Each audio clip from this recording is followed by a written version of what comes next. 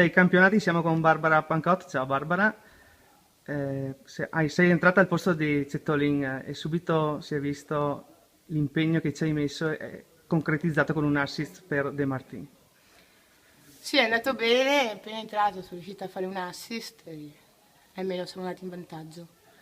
Hai avuto tante occasioni per fare anche il terzo gol, non le hai concretizzate, o meglio, anche la squadra non le ha concretizzate vista la mole di gioco, secondo te?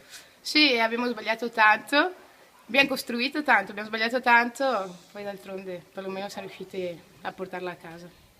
Ringraziamo Barbara e buon proseguimento di campionato. Per Grazie. guida i campionati, oggi prima giornata del calcio femminile Vittorio Veneto, siamo con mister De Bortoli.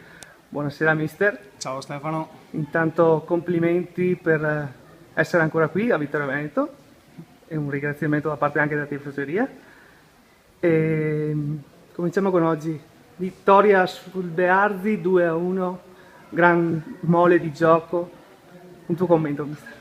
Ma è stata una partitaccia secondo me. Complimenti li accetto solo per essere rimasto qua, ma non per la partita. Non ci siamo entrati con la mentalità giusta in campo secondo me.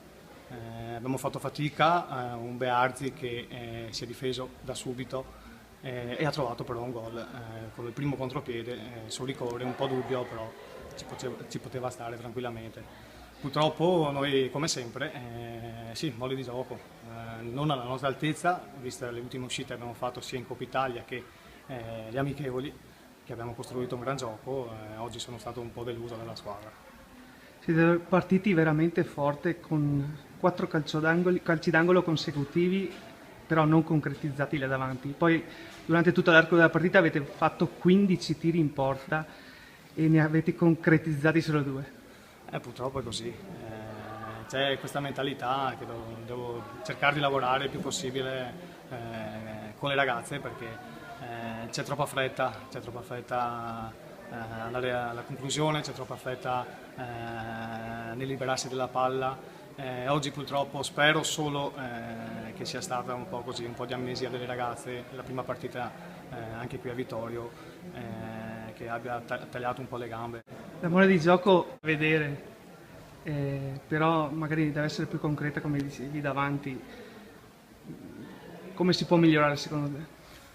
Beh, migliorare, bisogna lavorare, le ragazze devono fare molto più movimento, questo però è un lavoro che devo fare anch'io, cioè soprattutto io con le ragazze. Ripeto, secondo me è un discorso solo mentale, devono stare più tranquille perché anche nel secondo tempo abbiamo sbagliato 3 o 4 occasioni soli davanti al portiere, questo non è possibile. Oggi diciamo dai, alla fine che ci è andata bene perché poteva venire fuori un pareggio, ma non sono queste le squadre che dobbiamo fare il campionato noi purtroppo. Ringraziamo mister De Bortoli, in bocca al lupo per il proseguo del campionato. Grazie.